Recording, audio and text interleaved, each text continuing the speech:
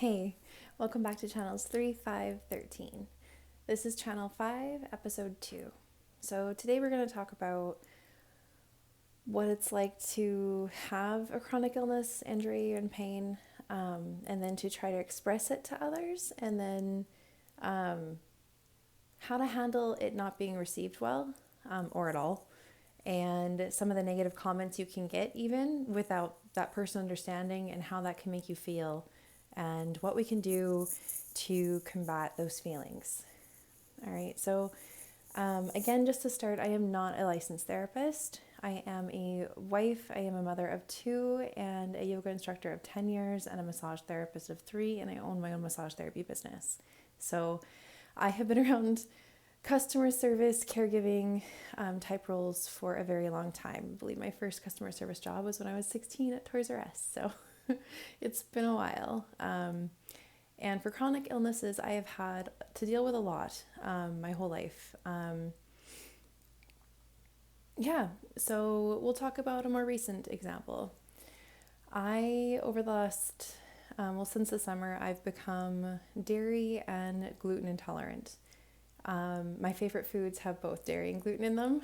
So it was a really hard change for me and hard to find out about those two limitations that I now have. I was really sick before getting them. There's a whole slew of different things. Like I said in the last episode too, I'm going through an autonomic nervous system dysfunction. So I definitely have a slew of symptoms going on. Anyways, this dietary restriction is new, and I'm not the kind of person to eliminate anything from my diet ever. Even when I'm being a little more cautious of how much I'm eating and trying to intake more vegetables and that kind of thing, I will not limit. I never have. So this going on a diet and not being able to have anything gluten and anything dairy is really hard. And I know that I'm lucky because back in the day, someone celiac would have had to go through a lot more, and I can appreciate that. Although I can't see through your eyes, I can appreciate that it would have been much harder because we do have a lot of great options right now. That being said, so I'm a massage therapist, as I've said, and it's dealing with clients after they ask, how are you doing and that kind of thing, and you do end up coming to terms like, well, I've got a new diet and new restrictions, so allergies are really fun, and you kind of play it off trying to be relatable, but then multiple clients respond back with something to the effect of, man, I wish I had your limitations so that maybe I could go on a diet and lose weight because I can't do this by myself. So maybe if I was getting sick like you, it would help me. So that kind of response to me is two different things. In this particular example anyways, one, it shows a really deep disconnect that women have. This was a comment made by several women aging between 30 and 45. So this is a pretty fair demographic of women who have been raised in this society where we have to be thin or we're not appreciated by others. This society where they would rather be sick and literally not have their favorite foods to be thin. As someone who has been 220 plus pounds and 120 pounds, happiness is not size. And you can't just, I shouldn't say you can't, I should say it's really sad to see all of the trauma that this idea of having a perfect body or a skinny body does to our society. To the point where they can't even empathize with someone who is mourning the loss of food, it's huge. Pretty much all of my dishes had gluten in them, or dairy, or pretty much everything. And at the beginning, I was on an elimination diet for about 4 weeks before I started to slowly add back in everything. So I was really struggling. It was really hard for me to be excited to wake up the next day. As I mentioned in the last episode, I had nothing to enjoy, nothing to really look forward to. That coffee I had mentioned last one, like if you get excited, something to help you get out of bed in the morning, that morning tea or maybe your morning coffee, whether it's caffeinated or decaffeinated. It was a real struggle during this new dietary restriction journey I went on. And then to hear this comment from several people, it was really hard. And it still is to when I hear someone, they just, that being said, being a caretaker, I can also empathize with them. I can see that kind of comment is really, it's from their perspective. And as human beings, we really struggle to see things from other perspectives. It takes a lot of self-awareness to be able to do that. And I think that we're always a work in progress. So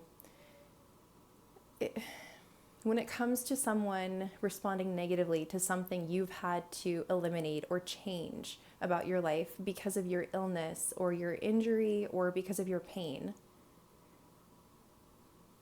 just know that the person you're talking to is not you. You are the only person going through what you are going through. No one else is in your shoes. The people directly next to you and in your small circle, they will know and see as much as they can, but they still don't know. They're still not in your shoes.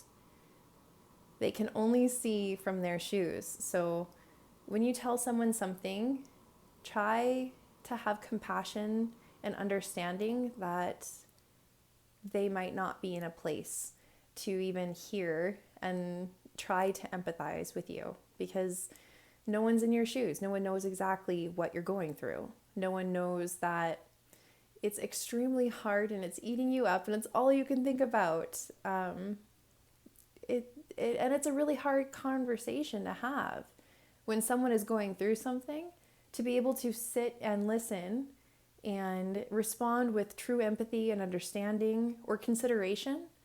That's not easy to do. And we're in the middle of a pandemic where we're 2 years into complete chaos and everyone being full-heartedly burnt out. So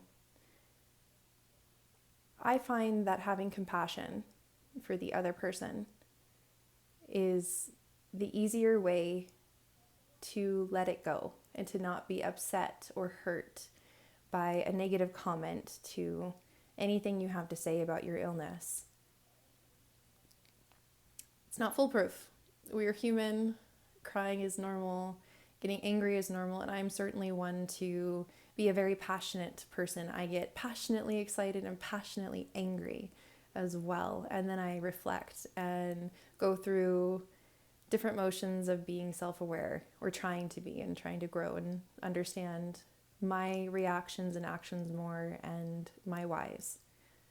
So next time you are going through something insanely difficult and you happen to confide that into someone, even if it's just a partial like I'm kind of going through this, and you kind of like blow it off like, yeah, it's really hard, but I'm dealing with it, even though deep down it's just killing you and it's something you're really going through and really struggling with, and they kind of blow it off.